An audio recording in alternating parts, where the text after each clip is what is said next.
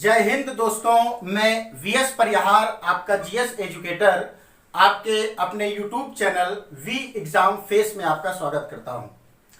Friends, आज हम लोग पश्चिमी घाट पर्वत और पूर्वी घाट पर्वत के बारे में अध्ययन करेंगे।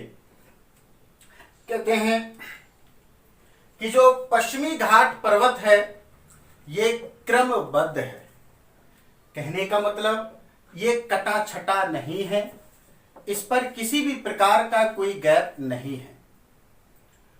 कहते हैं कि जो पूर्वी घाट के जो पर्वत हैं वो पश्चिमी घाट पर्वत की तरह क्रमबद्ध व निरंतर ना होकर जगह जगह पर कटा छटा है। कहते हैं कि भारतीय प्रायद्वीप का जो पठार है उसका ढाल पूर्व की ओर है, जिसके कारण प्रायद्वीपीय भारत की नदियां पश्चिमी तट से पूर्व की तट की ओर प्रवाहित होती हैं। जैसे गोदावरी, कृष्णा नदी या आपकी ये कावेरी नदी, या यहां से स्वर्ण रेखा नदी, ब्राह्मणी नदी, महानदी, ये कई ऐसी नदियां हैं जो पूर्वी तट पर जाती हैं, पश्चिमी तट से निकलती हैं। पूर्व की ओर प्रवाहित होने के कारण गोदावरी, कृष्णा, कावेरी नदियों ने पूर्वी पर्वत को काट छाट दिया है। कहते हैं कि गोदावरी और कृष्णा नदियों के बीच जो डेल्टा बनता था उस डेल्टा ने पूर्वी घाट को पूरी तरह से समाप्त कर दिया है। तो अगर पूछा जाए कि किन नदियों के बीच का पूर्वी घाट पूर्णतः समाप्त हो गया है, तो वो नदी है आपकी, एक ये गोदावरी नदी और एक ये नदी है कृष्णा नदी। पश्चिमी घाट पर्वत की बात आते हैं तो पश्चिमी घाट पर्वत का विस्तार, ये उत्तर में यहां पर बहती है नर्मदा नदी और उसी के नीचे यहां पर बहती है ऐसे ताप्ती नदी जो खंबात की खाड़ी में गिरती है।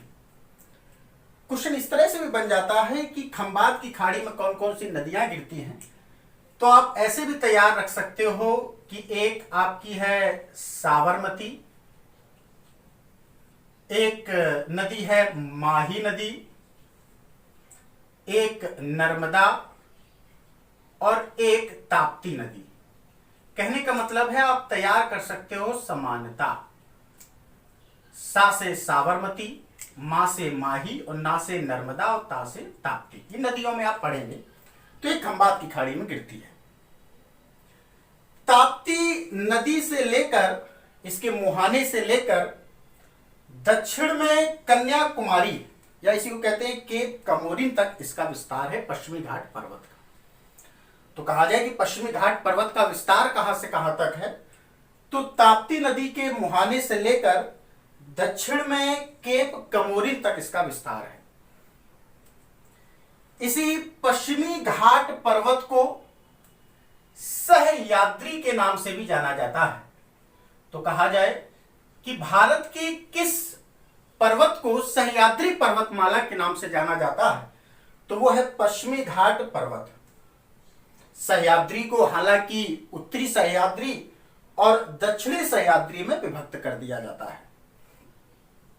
केप कमोरिन, इसी को कहा जाता है कन्याकुमारी। जो पश्चिमी घाट पर्वत है इसका विस्तार 1600 किलोमीटर माना जाता है। कहते हैं कि भारत में हिमालय के बाद भारत का दूसरा सबसे बड़ा पर्वत अगर कोई है तो यही पश्चिमी घाट पर्वत है, जिसको कहते हैं सह्याद्री पर्वतमाला। कहते हैं कि पश्चिमी घाट पर्वत वास्तव में पर्वत ना होकर प्रायद्वीपीय भारत के पठार का पश्चिमी भ्रंश कगार है। फिर क्वेश्चन बनता है, ये भ्रंश कगार क्या है? अब जैसा कि आपको पिछले वीडियो में आपको पढ़ाया है, और जिसने पिछला वीडियो ना देखा हो तो आई बटन पर जाकर वो वीडियो को देख सकता है। तो भ्रंश कगार क्या है कि भ्रंश कगार का निर्माण इंडियन प्लेट के अफ्रीकन प्लेट से टूटने के कारण हुआ है। अफ्रीका प्लेट से इंडिया प्लेट टूटा और यह प्रायद्वीपीय पठार का निर्माण हुआ। इसी को बोलते हैं भ्रंश कगार।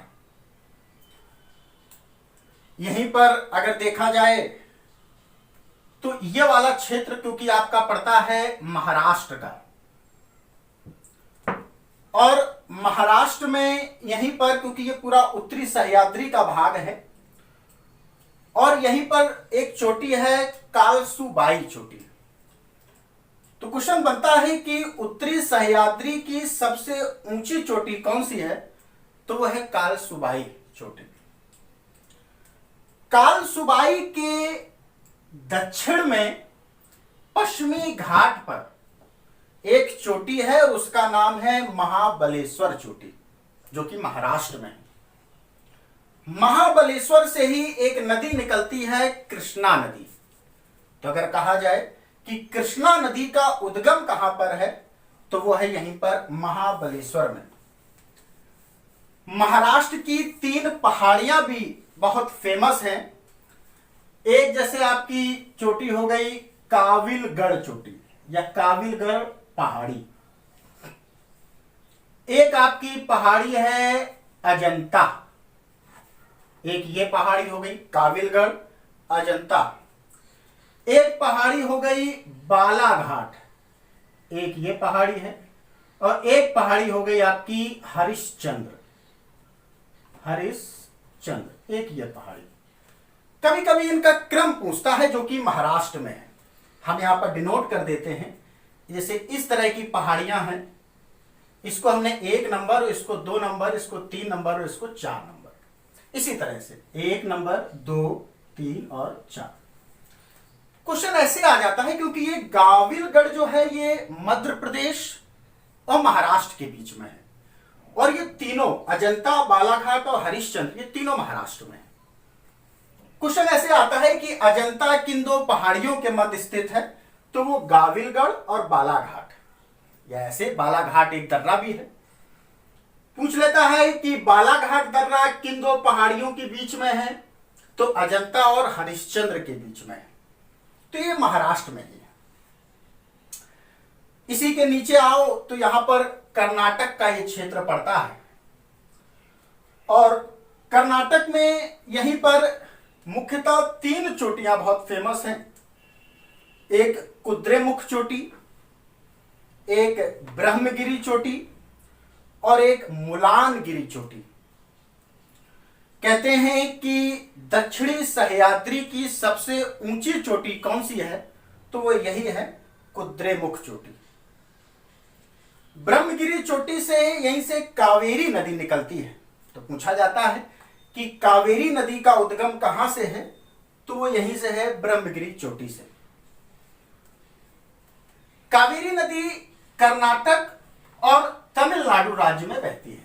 पूछा जाता है कि कावेरी नदी का विस्तार किस किस के बीच में है? तो कर्नाटक और तमिलनाडु। जल विवाद भी है, कावेरी जल विवाद भारत का सबसे पुराना जल विवाद है ये। यहीं पर मुलानगिरी चोटी है जो कर्नाटक में है। मुलानगिरी चोटी चंदन की लकड़ी के लिए जानी जाती है। यहीं पर नीचे की ओर आओ तो पूर्वी घाट और पश्चिमी घाट का यहीं पर पर्वतमाला दोनों आपस में मिलते हैं, और जहां पर मिलते हैं वो पर्वत जो चोटी बनती है यहां पर, उसको कहा जाता है नीलगिरी। तो अगर आपसे पूछा जाए कि पश्चिमी घाट और पूर्वी घाट का मिलन बिंदु क्या है, तो वह है नीलगिरी। नीलगिरी की सबसे ऊंची चोटी है डोडा बेट्टा। तो अगर कहा जाए कि नीलगिरी की सबसे ऊंची चोटी कौन सी है, तो वो है डोडा बेट्टा। डोडा बेट्टा कहते हैं कि दक्षिण भारत का सबसे ऊंचा शिखर है। तो अगर पूछा जाए कि दक्षिण भारत का सबसे ऊंचा शिखर कौन सा है, तो वह है डोडा बेट्टा। 2965 मीटर इसकी ऊंचाई है।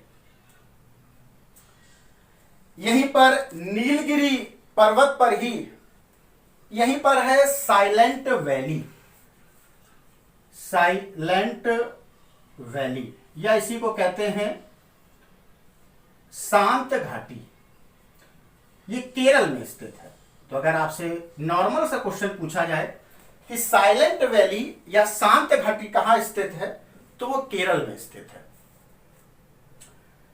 शांत घाटी क्योंकि ये जैव विविधता और घने जंगलों के लिए जानी जाती है। पूछ लिया जाए कि साइलेंट वैली किस पर्वत पर स्थित है, तो यहां पर है वो है नीलगिरी का पर्वत, केरल में शांत घाटी के नाम से जाना जाता है। इसी के दक्षिण में, नीलगिरी के दक्षिण में एक दर्रा है। इस दर्रे को बोलते हैं पाल घाट दर्रा। तो अगर पूछा जाए कि पाल घाट दर्रा किन दो पर्वतों के बीच में है, तो वो एक ये नीलगिरी का पर्वत है और अभी आगे पढ़ोगे पूरा ये अनाईमुडी का पूरा पढ़ोगे, पलनी, अन्नामलाई, कार्डमम, इलायची का पर्वत इन दोनों के बीच में है। पाल घाट दर्रा को ही पलक्काड़ दर्रा कहा जाता है। तो कहा जाए कि किस दर्रे का नाम पलक्काड़ दर्रा है, तो वह है पाल घाट दर्रा। इसी को बोलते हैं पलक्काड़ दर्रा। पाल घाट ये केरल और तमिलनाडु के मध्य स्थित है। तो कहा जाए कि पाल घाट दर्रा किसके मध्य स्थित है, तो केरल और तमिलनाडु। पाल घाट के दक्षिण में एक पर्वत श्रृंखला है। उस पर्वत श्रृंखला का नाम है अनाईमुडी, जो 3 पर्वत श्रृंखलाओं का समूह है। कहते हैं कि अनाईमुडी के उत्तर पूर्व में यह है पालनी पहाड़ी, यह उत्तर में यह है अन्नामलाई, अन्नामलाई, और इसी के दक्षिण में यह वाला भाग यह है आपका कार्डमम, या इसी को बोलते हैं इलायची का पर्वत, इलायची का पर्वत, या इसी को कहते हैं इलाम लय पर्वत, इलाम लय पहाड़ी इसी को बोलते हैं। तो कहा जाए कि कार्डमम को और किस नाम से जाना जाता है, तो इसी को कहते हैं इलायची का पर्वत, या इसी को कहते हैं इलाम लय की पहाड़ी। यहीं पर जो पालनी है पहाड़ी, इसी पर एक पर्यटक स्थल है। उस पर्यटक स्थल का नाम है कोडाइकनाल। तो अगर आपसे पूछा जाए कि कोडाइकनाल पर्यटक स्थल किस पहाड़ी पर स्थित है, तो वो यहीं पर है पालनी में। और किस राज्य में ये पर्यटक स्थल है, तो उस राज्य का नाम है तमिलनाडु। जो कोडाइकनाल पर्यटक स्थल है किस राज्य में है, तो वो है आपका तमिलनाडु। कहते हैं कि जो नीलगिरी है या तमिलनाडु है, ये किस चट्टान से निर्मित है, तो उस चट्टान का नाम है चारकोनाइट। तो अगर आपसे पूछा जाए कि तमिलनाडु की पहाड़ियां किस चट्टान से निर्मित है, तो वो चारकोनाइट। यहीं पर नीलगिरी और तमिलनाडु के बीच में चंदन और सागौन की लकड़ी बहुत पाई जाती है, उसी के लिए जानी जाती है। ये नीलगिरी 3 राज्यों से घिरा हुआ है, आपका केरल, तमिलनाडु और कर्नाटक, 3 राज्यों में इसका विस्तार है। इसके थोड़ा उत्तर में आते हैं तो यहां गुजरात, और गुजरात का ये वाला भाग है सौराष्ट्र, जहां पर 3 पहाड़ियां हैं, इंपॉर्टेंट पहाड़ियां हैं, तो उसको भी डिनोट कर दिया गया है। यहीं पर एक बारदा पहाड़ी है, यहीं पर मांडव पहाड़ी है, यहीं पर गिर पहाड़ी है। आप ऐसे समझ सकते हो कि आप BMW तो नहीं ले सकते हो, लेकिन आप तैयार कर सकते हो BMG। बी मतलब बारदा पहाड़ी, M मतलब मांडव पहाड़ी, और G मतलब गिर पहाड़ी। तीनों पहाड़ियां इंपॉर्टेंट है, और जब क्वेश्चन बनते हैं इनके पहाड़ियों से संबंधित, तो पहाड़ी और सामने राज्य दे देता है, उसका मैचिंग करना होता है। इस तरह से क्वेश्चन इसका बनता है। अच्छे से इसको देख लेना इस वीडियो को। यहीं पर गिर नेशनल पार्क है, जो एशियाई शेर के लिए जाना जाता है। सौराष्ट्र ये वाला जो भाग है, यहां पर एशियाई शेर के लिए जाना जाता है, और उसमें से नेशनल पार्क है गिर नेशनल पार्क। पूर्वी घाट की ओर आते हैं तो ये वाला भाग है तमिलनाडु, और तमिलनाडु में पूर्वी घाट में जो पहाड़ियां स्थित हैं, कई कई नामों से जाना जाता है। एक यहीं पर है पंचमलाई, जो तमिलनाडु में है, यहीं पर है सुरुमलाई, जो तमिलनाडु में है, यहीं पर है सेवराय, जो तमिलनाडु में है, और यहीं पर है जावादी, जो तमिलनाडु में है। आप ऐसे तैयार रख सकते हो, जैसे आपके शहर में एक SSP होता है, तो आप अपने हिसाब से तैयार रखना। आप किसी जूनियर SSP से थोड़ी ना कम है, तो आप JSSP, जे मतलब जावादी, S मतलब शेवराय, S मतलब सिरुमलाई, और P मतलब पंचमलाई। यह है यहाँ की तमिलनाडु की पहाड़ियां पूर्वी तट में। यहां पर जो पूर्वी तट है, यह है आपका उड़ीसा में, सॉरी आंध्र प्रदेश में, और आंध्र प्रदेश में ये 3 हैं जिसके नाम से जाना जाता है। एक वेलिकोंडा, एक पेलिकोंडा, और एक नल्लामलाई। यहीं पर पहले एक ये हुआ करता था, अब क्योंकि ये तेलंगाना में चला गया है, शेषाचलम, ये भी इसी का है, शेषाचलम। एक ये पूर्वी घाट का है, जो अब इस समय तेलंगाना में है। यहीं पर महेंद्रगिरी पहाड़ी स्थित है उड़ीसा में। कहते हैं कि भगवान परशुराम ने यहीं पर तप किया था, महेंद्रगिरी में। तो आज नंबर ऑफ क्वेश्चन जितने बनते थे, और दर्रे जो हैं अगले वीडियो में अब दर्रे बताएंगे। यहीं पर क्योंकि महाराष्ट्र में ही है, और भी दर्रे एक आपने क्योंकि पाल घाट पड़ा है, तो यहीं पर भोरघाट, बालाघाट, थालघाट, यहीं पर दर्रे हैं जो यहीं पर स्थित हैं। जैसे एक अभी दर्रा आपने लिख लिया बालाघाट, और यहीं पर और भी दर्रे हैं, थालघाट और भोरघाट। यहीं पर थालघाट है जो मुंबई को नागपुर से जोड़ता है, या मुंबई को सीधे ये दर्रा इस तरह से सीधे कोलकाता को जोड़ता है। दर्रा क्या होता है कि 2 पर्वतों के बीच का एक मार्ग होता है, जो प्रवेश मार्ग का कार्य करता है। यहीं पर एक दर्रा है भोरघाट, जो मुंबई को यहां पुणे से जोड़ता हुआ और ऐसे सीधे चेन्नई से जोड़ता है, NH4 जिसको कहते हैं, नेशनल हाईवे 4। तो आज आपने इस वीडियो में पश्चिमी घाट और पूर्वी घाट से संबंधित जितने क्वेश्चन बनते थे, आज आपने उसको कंप्लीट किया है। आपको 2 क्वेश्चन देते हैं जो आपने पिछले वीडियो में पढ़ा है। आपने पिछले वीडियो में क्योंकि छोटा नागपुर का पठार पढ़ा है, तो आपको बताना है कि छोटा नागपुर का पठार कितने पठारों से मिलकर बना है और उनके नाम क्या है। Thanks for watching.